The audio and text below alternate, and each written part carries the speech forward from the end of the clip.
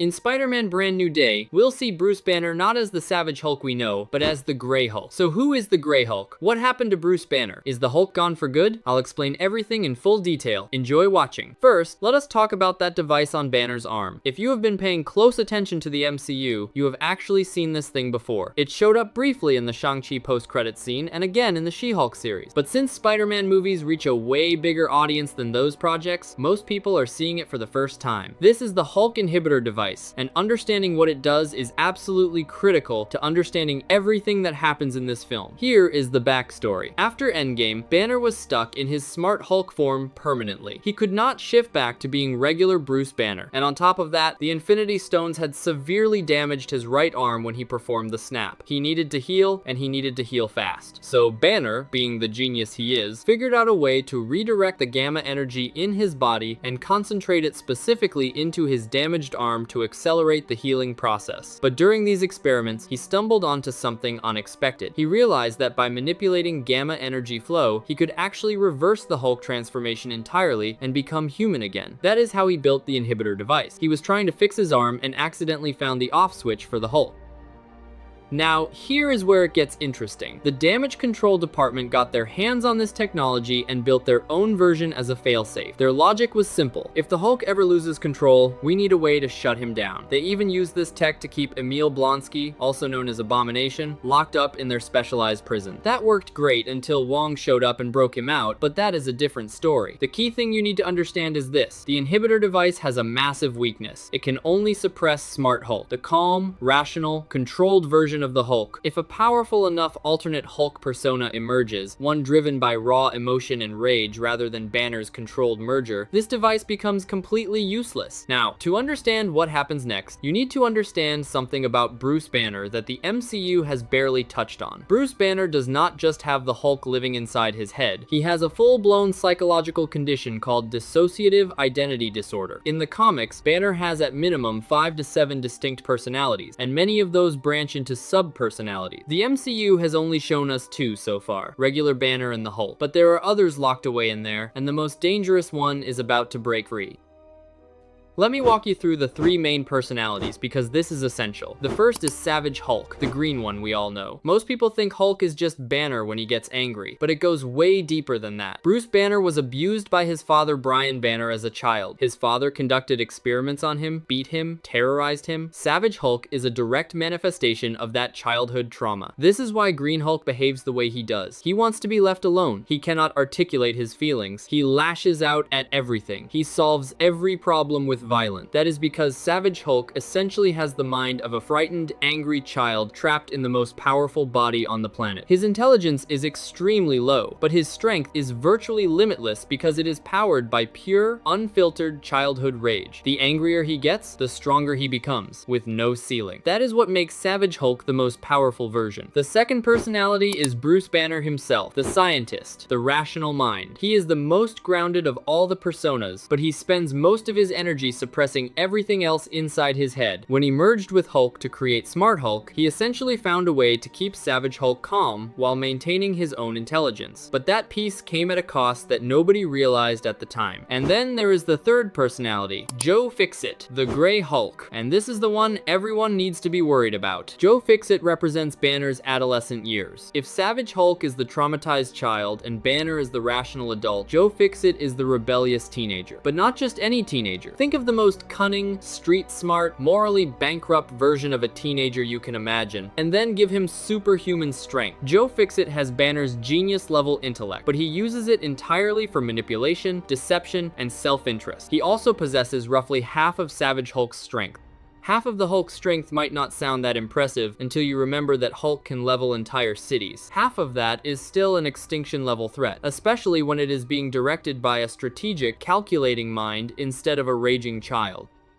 In Banner's psyche, Hulk and Joe Fixit have been at war constantly. Hulk almost always wins because his raw power is simply overwhelming. Joe Fixit is smarter, but he cannot overpower Savage Hulk in a direct confrontation. So he stays locked away, waiting, always waiting for his moment. And that brings us to what happens in Brand New Day. When Smart Hulk was created, Banner thought he had solved his problem. He merged his rational mind with Hulk's body and achieved balance. But what he actually did was disrupt the entire power hierarchy hierarchy inside his own head. See, the thing that kept Joe Fixit contained was Savage Hulk's overwhelming dominance. With Hulk now pacified and merged into the Smart Hulk persona, and with the inhibitor device actively draining gamma energy, Joe Fixit is no longer being held back by an unstoppable force. The cage door is not locked anymore. It is barely held shut, but a weak cage is not enough on its own. Joe Fixit still needs a trigger to break free, and that trigger walks right into Bruce Banner's life in the form of Jean Grey.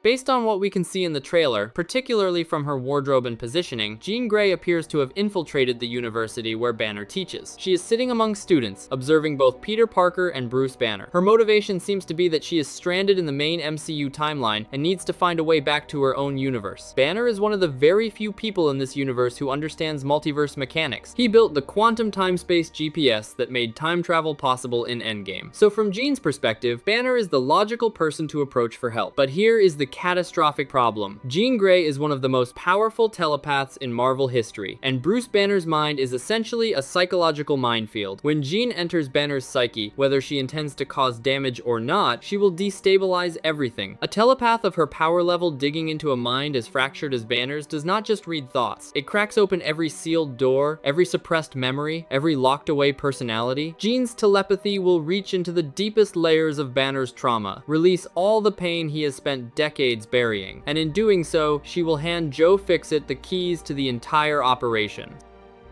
What makes Joe Fixit terrifying as an opponent for Spider-Man is that he does not fight like the Hulk. Savage Hulk charges in, smashes, and relies on brute force. Joe Fixit studies his opponent. He finds weaknesses. He uses psychological manipulation. He will talk to Peter, try to get inside his head, exploit his guilt and his emotions, all while being strong enough to put him through a building. Spider-Man will be fighting someone who is both a physical powerhouse and a psychological predator at the same time. That is a combination Peter has never dealt with before. There is also a fascinating detail from the original comics that might play into this film. When Hulk was first created in 1962, Banner originally transformed only at night like a werewolf. They later changed Greyhulk to the anger-based power system we all know. But for Greyhulk, the night-based power enhancement stuck. In the comics, Joe Fixit becomes significantly more powerful after dark. If the MCU adopts this mechanic, it adds an incredible tactical layer to the story. Spider-Man would essentially be racing against the clock every time the sun goes down. And by the way, the original Hulk was always supposed to be gray. In Incredible Hulk issue 1 from 1962, Hulk was gray, but the printing technology at the time could not reproduce a consistent gray color. The shade kept shifting between pages and between issues, so they changed him to green starting with issue 2. Years later, Marvel brought Greyhulk back deliberately as Joe Fixit, with his own distinct personality and storylines.